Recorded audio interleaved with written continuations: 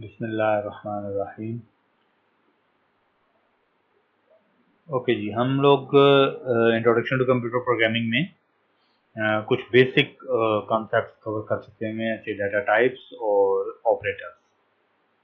इसके अलावा हमने आइडेंटिफायर लिखने के रूल्स डिस्कस किए थे। हमारा आज का जो लेक्चर है it's like a milestone programming के अंदर। आप यूँ समझ लीजिए कि प्रोग्रामिंग ने कुछ ज़्यादा तरक्की नहीं की, लाइक डेकेड्स के अंदर प्रोग्रामिंग लैंग्वेज जो आज के दिन भी प्रोग्रामिंग लैंग्वेज बन रही हैं वो मोर और लेस उनमें यही माइलस्टोन है। फ्लो ग्राफ हम इसे कहते हैं, फ्लो ग्राफ। और जितना भी सॉफ्टवेयर है वो डाटा टाइप, वेरिएबल्स, ऑपरेटर्स और फ्लो ग्राफ, इसके अंदर तकरीबन पूरा सॉफ्टवेयर कंप्लीट हो जाता है। इसके बाद जो प्रोग्रामिंग लैंग्वेज है वो जस्ट आपको चीज़ें सिंप्लीफाई करके देती है, वैरायटी के इंटरफेसेस दे देती है। अदरवाइज हमारा आज का लेक्चर जो है ये एक माइलस्टोन है। यूँ समझें कि आप प्रोग्रामिंग का लाइक 50% कवर कर रहे होंगे आज के दिन, और ये कोई एग्जेजरेशन नहीं है। अब देखिए, एक लेक्चर है, शॉर्ट लेक्चर है और जस्ट 2 to 3 स्टेटमेंट्स हैं, और ये प्रोग्रामिंग का ह्यूज पार्ट है। तो यहाँ से आप अंदाज़ा लगाएं कि प्रोग्रामिंग इतनी भी ज़्यादा टफ जॉब नहीं है, जस्ट एक्सपर्टीज और प्रैक्टिस की बात है। So let's get started. If statement, ये इफ स्टेटमेंट है। इफ स्टेटमेंट का टोटल सिंटेक्स ये है: if round bracket condition round bracket and then curly bracket open curly bracket close, that's it. इससे ज्यादा नहीं है इफ कंडीशन, इफ स्टेटमेंट का कोड। कंडीशन की जगह हम लोग एक्सप्रेशन लिख रहे होंगे, जो कि हम इससे लास्ट लेक्चर में हमने पढ़ा था, और हमने कहा था कि हम कोई भी रिलेशनल और लॉजिकल स्टेटमेंट्स का जो कॉम्बिनेशन बनाते हैं उसकी आउटपुट लॉजिकल आती है, मतलब बाइनरी आती है। तो यहाँ पर आप रिलेशनल और लॉजिकल स्टेटमेंट्स या ऑपरेटर्स का कॉम्बिनेशन बना सकते हैं, कोई भी। तो देखिए, बहुत सिंपल कॉन्सेप्ट है। इफ एड्रेस लिखना होगा स्मॉल में, IF, round bracket condition round bracket close, curly bracket close, और यहाँ पर कोड आएगा, कंडीशनल कोड। अगर कंडीशन ट्रू होगी तो ये कोड एग्जीक्यूट होगा, अगर कंडीशन ट्रू नहीं होगी तो ये कोड स्किप हो जाएगा। दोबारा बता देता हूँ, IF लिखना है, यहाँ पे कंडीशन लिखनी है, curly bracket open curly bracket close. यहाँ पे जो कुछ भी आप कोड लिखेंगे, 2, 3, 4 लाइन्स, 100 लाइन्स, 200 लाइन्स, वो सारे का सारा कोड कंडीशनल होगा। अगर ये कंडीशन ट्रू होगी तो कोड एग्जीक्यूट होगा, नहीं होगी तो कोड कंडीशन, ये जो कर्ली ब्रैकेट है यहाँ पर आ जाएगा, इसके बाद वाले कोड को एग्जीक्यूट करेगा। इस ब्लॉक के अंदर जो कोड होगा उसको एग्जीक्यूट नहीं होगा, नहीं करेगा। इसीलिए हम इस स्टेटमेंट को ब्लॉक स्टेटमेंट कहते हैं, कि हम इस स्टेटमेंट के अंदर मल्टीपल लाइंस लिख सकते हैं और ये सारी लाइंस ग्रुप्ड हैं। इसी कॉन्सेप्ट को यहाँ पर पिक्टोरियली शो किया हुआ है। ये beginnersbook.com से पिक्चर ली हुई है। आपका कोड ऊपर से कुछ लाइनें हैं कोड की, पहले वो एग्जीक्यूट हुई, फिर ये कंडीशन यहाँ पर इफ के अंदर पहले कंडीशन चेक करेगा, अगर ट्रू होगी तो जो कोड के इनसाइड बॉडी है उसको एग्जीक्यूट करके कोड आफ्टर इफ स्टेटमेंट यहाँ पर आ जाएगा, और अगर कंडीशन फॉल्स हो जाएगी तो direct code after if condition जो है, मतलब इस कर्ली ब्रैकेट के बाहर जो कोड है उसको एग्जीक्यूट कर देगा। सो इसी बात को पिक्टोरियली जरा फ्लो ग्राफ की शेप में बताया हुआ। सेम कॉन्सेप्ट है, लेकिन हम इस तरह प्रोग्रामिंग नहीं करते। सिंटेक्स हमारा ये है, ये उसका फ्लो ग्राफ है, ठीक है। ये फ्लो ग्राफ है और ये सिंटेक्स है। ये दो एग्जांपल्स हैं। एग्जांपल्स में देखिए, हमने ये वही using name space std main, और यहाँ पर हमने 2 वेरिएबल्स डिक्लेयर किए, एक integer x equal to 2, y equal to 5, ये हम पहले कर चुके हैं। कंडीशन की जगह देखें इफ, और कंडीशन की जगह x is less than y, C out x is less than y। अब जरा आप इसको सेंटेंस में पढ़िए, if x is less than y then print C out C out not equal to C out x is less than y। देखिए, मैं just इसको reading कर रहा हूँ। इफ x is less than y, then print x is less than y। तो ये इस पूरी स्टेटमेंट का मीनिंग है, या इसको आप यूं एलोबरेट कर सकते हैं, if x is less than y, print x is less than y। अगर x y से लेस हो तो ये प्रिंट करो। अब देखें हमारी इन वैल्यूज की बेस पे ये कंडीशन वाकई ट्रू है, क्योंकि x लेस देन y है। इट मींस कि इसके आउटपुट में जस्ट ये वाली स्ट्रिंग प्रिंट हुई हुई आएगी, x is less than y। ठीक है, तो इफ बिल्कुल वैसे ही लिखा हुआ है, इफ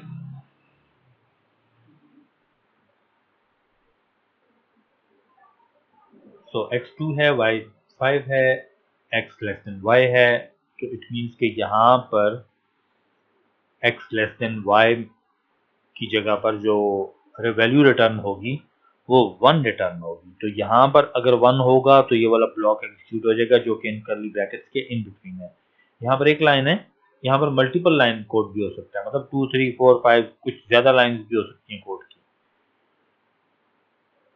क्योंकि कंडीशन ट्रू है, ये लाइन प्रिंट होगी और बाहर आ जाएगा। नेक्स्ट हम देख लेते हैं, हमने x को 5 कर दिया, y को 2 कर दिया।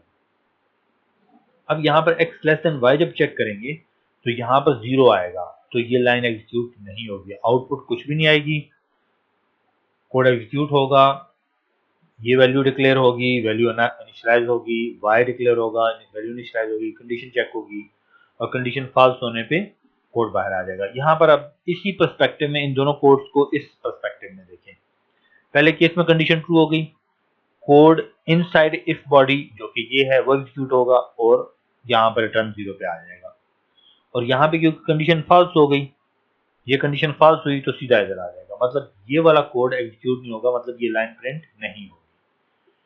तो यूं हम अपने कोड में डिसीजन मेकिंग कर सकते हैं, हम अपने कोड का फ्लो कंट्रोल कर सकते हैं, कुछ कंडीशनल कोड एग्जीक्यूट कर सकते हैं कि हम चाह रहे हैं कि एक चंक ऑफ कोड जो है ना किसी सर्टेन कंडीशन के ट्रू होने पे एग्जीक्यूट होना चाहिए। यहाँ से अब आपको आइडिया होना चाहिए कि जितनी गेम्स डिजाइन होती हैं उसमें प्योरली कंडीशंस लगाई होती हैं, अगर यूं हो तो यूं करो, यूं हो तो यूं करो, तो ये कंडीशंस आपके कोड में एग्जीक्यूट होती हैं और आपको यूं लगता है कि ये कोड बहुत इंटेलिजेंटली वर्क कर रहा है।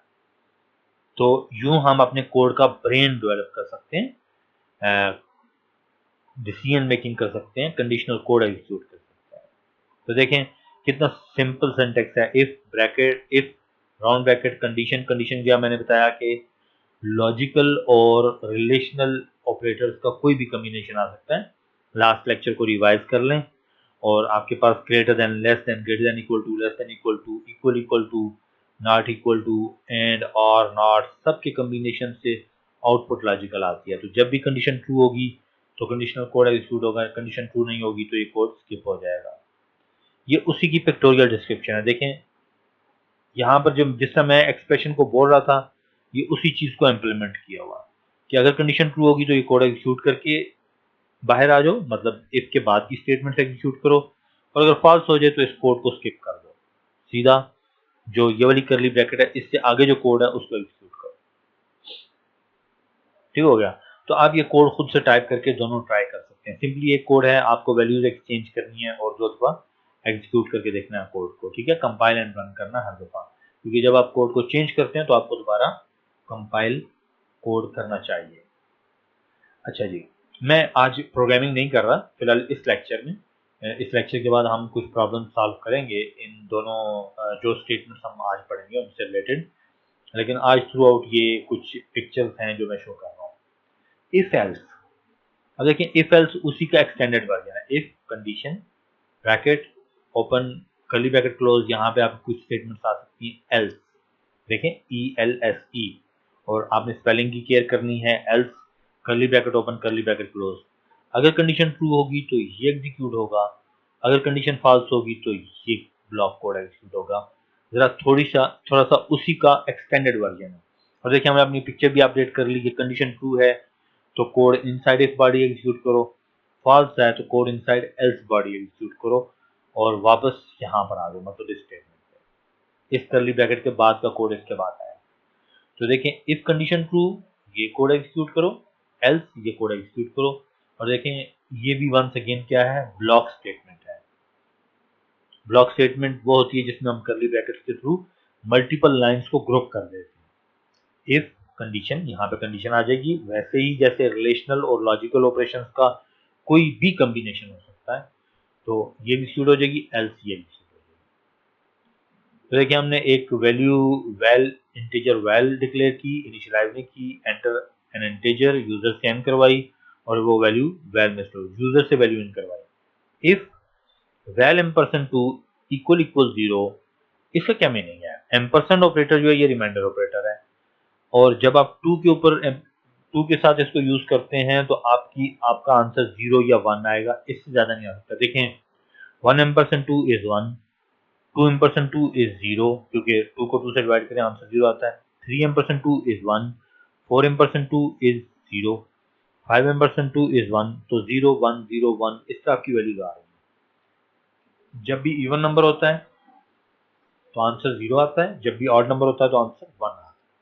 हम क्या चेक कर रहे हैं कि अगर ये वैल्यू इवन होगी तो आंसर 0 आएगा, हम उसको चेक करें इक्वल इक्वल 0, तो इस सारे का आंसर 1 आएगा।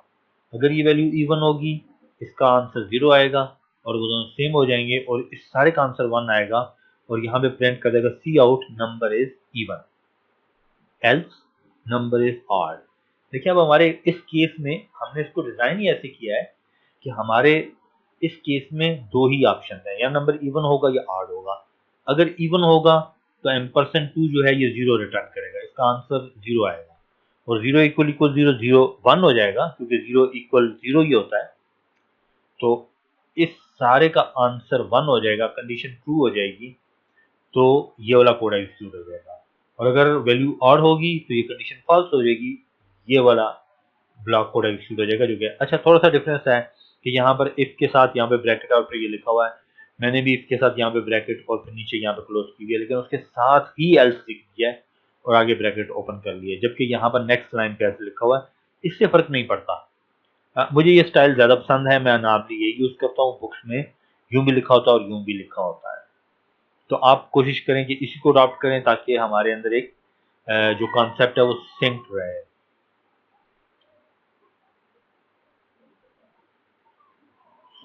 अगर आप एंटर करेंगे कोई इवन नंबर 2468, ये वैल्यू ये स्ट्रिंग ये वाली प्रिंट हो जाएगी, जो टेक्स्ट है ये वाला प्रिंट हो जाएगा। अगर आप ऑड वैल्यू एंटर करेंगे तो ये वाला टेक्स्ट प्रिंट हो जाएगा।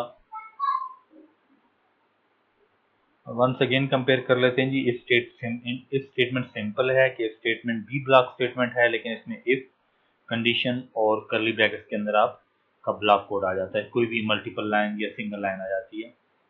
बाय द वे अगर सिंगल लाइन हो तो आप करली ब्रैकेट ना भी लगाएं तो चल जाता है, लेकिन ये गुड प्रैक्टिस है कि आप करली ब्रैकेट हमेशा यूज करें, इसको अपनी हैबिट बना लें।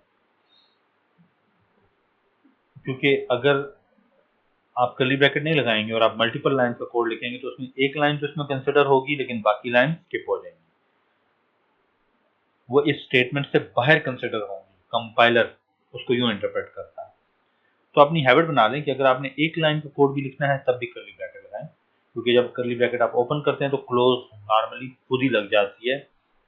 ये हमारे इस आईडीई में भी है, और मोस्टली जितने आईडीईज हैं, जितने भी प्रोग्रामिंग के सॉफ्टवेयर हैं आजकल, जब मैंने सी लाइन की बात की तो आप करली ब्रैकेट स्टार्ट करेंगे क्लोज खुद हो जाएगी, आप राउंड ब्रैकेट स्टार्ट करेंगे क्लोज खुद हो जाएगी। यहाँ पर भी देखें, ये जो मेन है, मेन में भी देखें करली ब्रैकेट है, राउंड ब्रैकेट है, लेकिन ये डिफरेंट है, ये भी ब्लॉक स्टेटमेंट है, और मेन ओपन हो रहा है और मेन यहाँ पे क्लोज हो रहा है। इस स्टेटमेंट में भी ब्लॉक स्टेटमेंट है, यहाँ पे करली ओपन हो रहा है और करली क्लोज हो रहा है, ब्रेसेस जो है।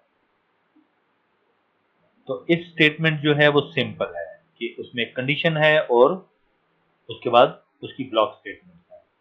इफ एल्स में पहले कंडीशन है, इफ वाला सेम कोड है, लेकिन उसका एल्स का ऑप्शन भी है।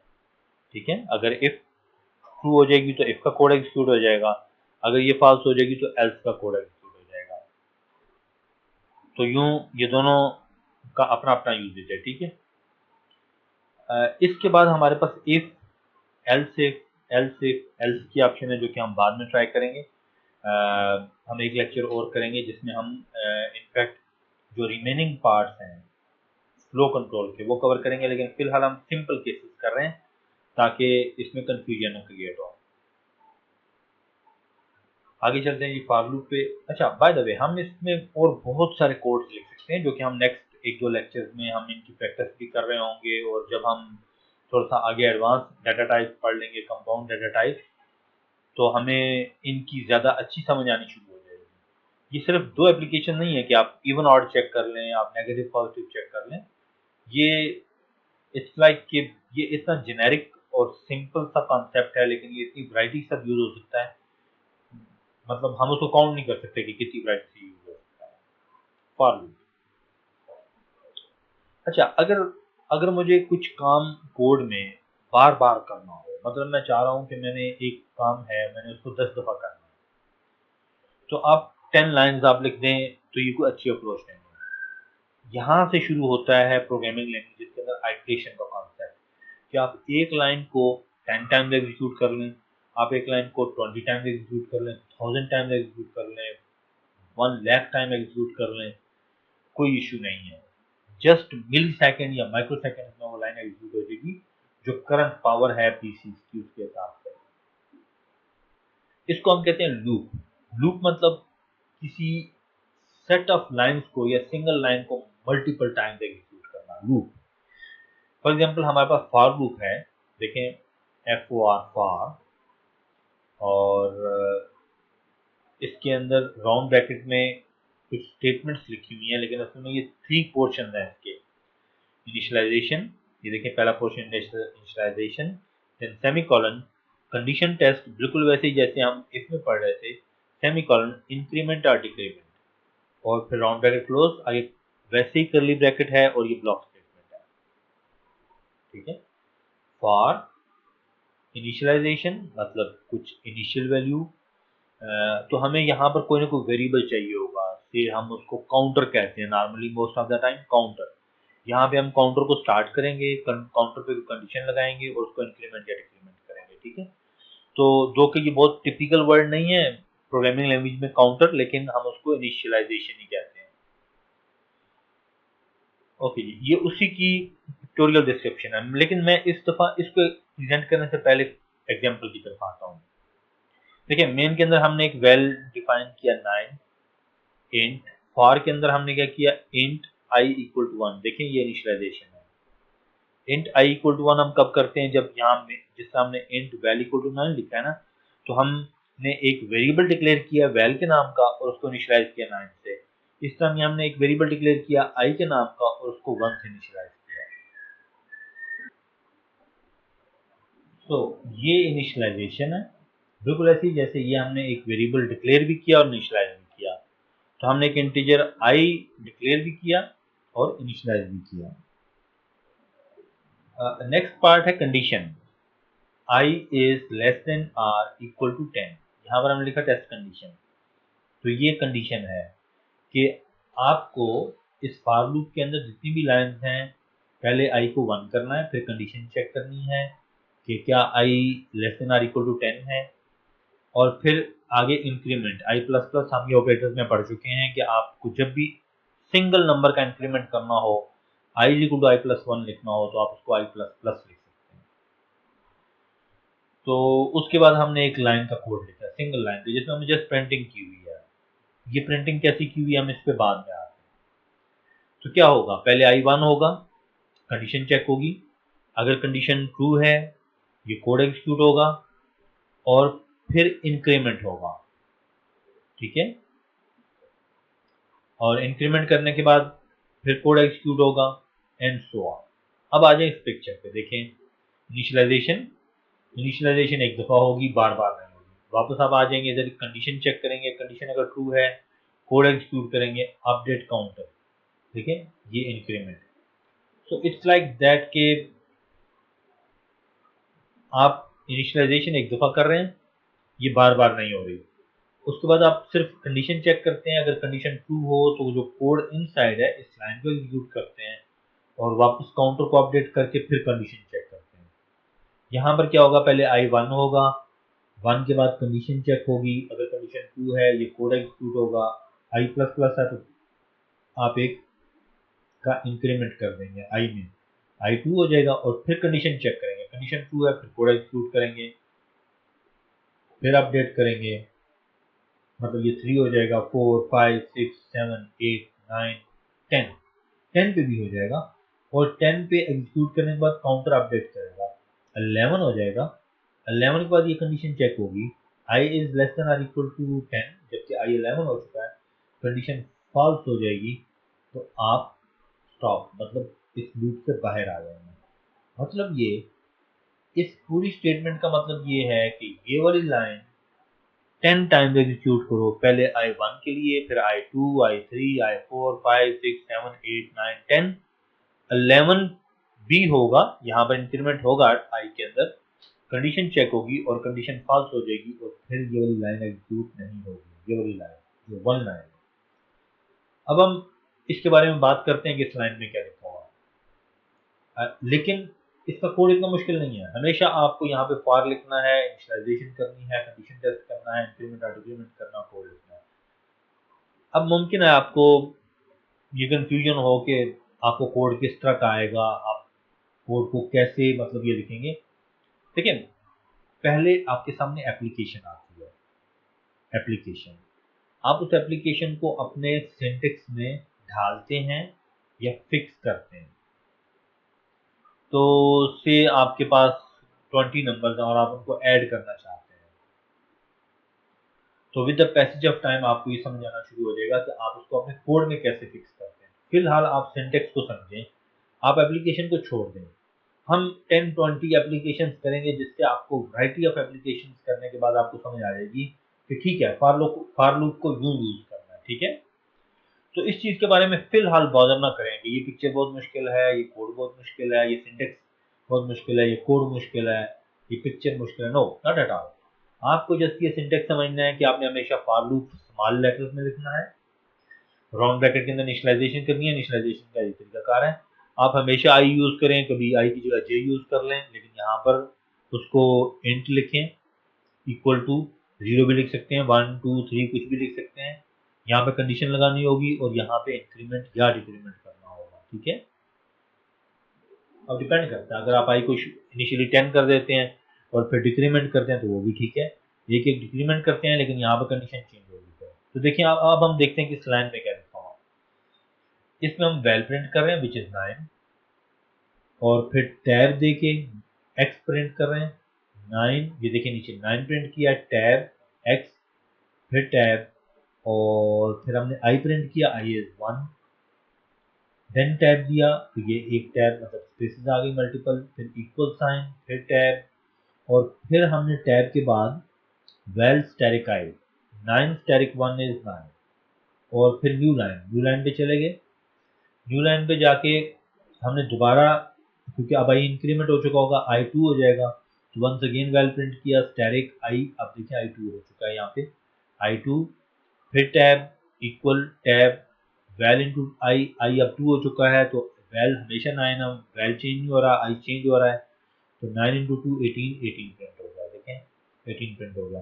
एंड देन न्यू लाइन पे आ गए, और फिर ये लाइन एग्जीक्यूट होगी, लेकिन अब आई इंक्रीमेंट होगा, यहाँ पे आई इंक्रीमेंट होने के बाद कंडीशन चेक होगी जो कि ट्रू है, और फिर ये लाइन एग्जीक्यूट होनी चाहिए क्योंकि कंडीशन ट्रू है। पहले 9 प्रिंट होगा, well which is fixed x 3, देखिए 3 प्रिंट हो गया, अब इक्वल टू, और 9 इंटू 3 इज 27, 27, तो यूं ये इंक्रीमेंट होता जाएगा, आई 10 पे भी एग्जीक्यूट होगा, और which is n into 10, 9 10s are 90, 9 1 is 9, 9 2 is 9 2s are 18 and so on, 9 10s are 90, तो 9 का टेबल प्रिंट किया हमने, और देखें जस्ट एक लाइन की स्टेटमेंट है ये, और हमने कितनी सारी प्रिंटिंग की है इसमें। तो ये जस्ट फॉर फन है, हम ज़्यादा कॉम्प्लेक्स किस्म की एप्लीकेशंस करेंगे आगे चल के। तो हमारा एक छोटा सा मैथ का लेक्चर भी होगा, और उस मैथ के लेक्चर के बाद हम काफ़ी कॉम्प्लेक्स किस्म के काम भी कर रहे होंगे, और इस फॉर लूप की हेल्प से कर रहे होंगे। वो कैलकुलस जिसके अंदर आपको काफ़ी टाइम लग जाता है, हम जस्ट एक कोड लिखेंगे जो आपके पूरे मैथ का एक चैप्टर सॉल्व कर देगा। सिंगल कोड आपके मैथ का, कैलकुलस का एक चैप्टर सॉल्व कर देगा, ठीक है। तो आपको पता चलेगा कि प्रोग्रामिंग कितनी पावरफुल चीज़ है। तो जस्ट इसको ये समझें कि आप इसका सिंटेक्स क्या है, syntax simple for loop, initialisation, test condition, increment और डिक्रीमेंट, ये इसका सिंटेक्स है। ये इसका फ्लो ग्राफ है, इसको समझें और इसके साथ इस कोड को अटैच कर लें कि ये एग्जाम्पल कोड है। हमने इनिशियल वैल्यू एक 9 की, अगर ये मैं यहाँ पर 8 कर दूँ तो ये 8 का टेबल प्रिंट हो जाएगा, 7 कर दूँ तो 7 का टेबल प्रिंट हो जाएगा, 19 कर दूँ तो 19 का टेबल प्रिंट हो जाएगा, 37 लिख दूँ 37 का टेबल प्रिंट हो जाएगा। ठीक है, तो जस्ट यहाँ पे 9 और 27 या 37 लिखने की बजाय आप यूजर से भी ले सकते हैं। यूजर किसी भी नंबर का टेबल प्रिंट कर सकता है। यहाँ पर 10 की बजाय 20 कर दें तो हर टेबल की 20 तक की वैल्यूज प्रिंट हो जाएंगी। तो कंप्यूटर के लिए कोई इशू नहीं है, आप जस्ट वैल्यूज चेंज करें तो उसी तरह का टेबल प्रिंट हो जाएगा। ठीक है, और हमारे ये कॉलम्स देखें कितने परफेक्टली अलाइन है, क्योंकि हम यहाँ पर टैब यूज कर रहे हैं। 9 टैब मल्टीप्लाई की जगह x लिखा है, टैब 1 टैब इक्वल टैब 9, तो टैब से मल्टीपल स्पेसेस होती हैं, अकॉर्डिंगली तो स्पेसेस को एडजस्ट भी करता है। देखें यहाँ पर उसने ज़्यादा स्पेसेस दिए हैं और यहाँ पे कम स्पेसेस दिए हैं और इक्वल को अलाइन रखा है। तो टैब का बहुत एडवांटेज है आपको कि आप जब भी वर्टिकली चीज़ों को अलाइन करना चाहते हैं तो सिंगल या मल्टीपल टैब यूज करना है। ठीक है, स्पेसेस देंगे, स्पेसेस फिक्स्ड होंगी, तो ये परफेक्टली अलाइन नहीं होगा यहाँ पे, क्योंकि यहाँ पर अगर आप 5 स्पेसेस देते हैं तो इक्वल यहाँ पर आएगा, यहाँ पे 5 स्पेसेस देते हैं तो आगे चला जाएगा थोड़ा सा, क्योंकि 10 के बाद 5 स्पेसेस आएंगे, इसमें 2 डिजिट हैं। तो उससे बेस्ट वे है टैब। टैब आपको वर्टिकली चीज़ों को अलाइन करने में हेल्प करता है। ठीक है, तो हम देखें पूरी लाइन प्रिंट करते हैं, आखिर में न्यू लाइन कैरेक्टर प्रिंट करते हैं, जिससे हम नेक्स्ट लाइन पे मूव करते जाते हैं। और ये पूरा ये वाली लाइन जो है ये 10 टाइम्स एग्जीक्यूट होती है। पहले I 1 2 3 4 and so on. I को 0 से भी स्टार्ट कर सकते हैं, लेकिन मोस्टली हम टेबल्स को 1 से लिखते हैं। तो ये अगर देखा जाए तो ये दोनों सेम स्टेटमेंट्स हैं, ये जस्ट उसकी एक्सटेंशन है। अभी इसकी एक और एक्सटेंशन है जो हम बाद में करेंगे, फॉर लूप है। फॉर लूप के साथ हम 2 डिफरेंट लूप स्टोर करेंगे, व्हाइल लूप और डू व्हाइल लूप, जो कि नेक्स्ट लेक्चर में इंशाल्लाह हम कवर करेंगे। नेक्स्ट तो नहीं है, नेक्स्ट में हम कुछ प्रैक्टिस प्रॉब्लम्स करेंगे और उससे नेक्स्ट में इंशाल्लाह हम बाकी कंप्लीट करेंगे।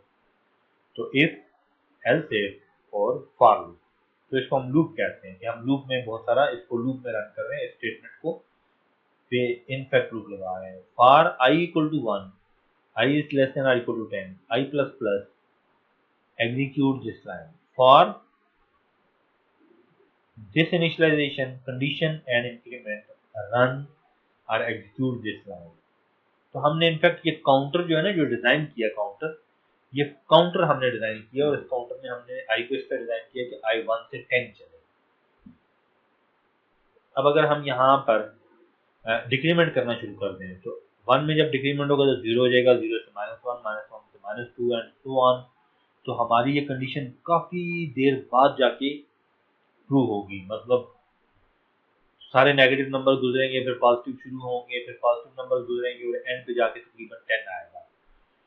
तो इसलिए हमें केयरफुली इस काउंटर को डिज़ाइन करना होता है, वेरी केयरफुली, कि काउंटर को 1 से इनिशियलाइज किया, condition less than equal to 10 पे लगाई और इंक्रीमेंट किया। तो ये हमने इसका फ्लो कंट्रोल किया है कि I 1 होगा, फिर 2, फिर 3, फिर 4, 5, 6, 7, 8, 9, 10, 10 पे ये टर्मिनेट हो जाएगा। तो हम इस काउंटर को केयरफुली डिजाइन करते हैं। हमें पहले से पता होना चाहिए कि हमने, हाँ, I की जगह J लिख लें, J की जगह K लिख लें, लेकिन इसकी इनिशियल वैल्यू, इंक्रीमेंट और स्टॉप कहाँ पे करना है, स्टॉपिंग कंडीशन, ये आपको खुद पता होनी चाहिए। और यूं आपके हर एप्लीकेशन में ये डिफरेंट है। तो ये एक शॉर्ट लेक्चर है और हम इसको यहाँ पर एंड करते हैं। हम नेक्स्ट लेक्चर में कुछ थोड़ी सी प्रैक्टिस करेंगे इससे related. See you in the next lecture.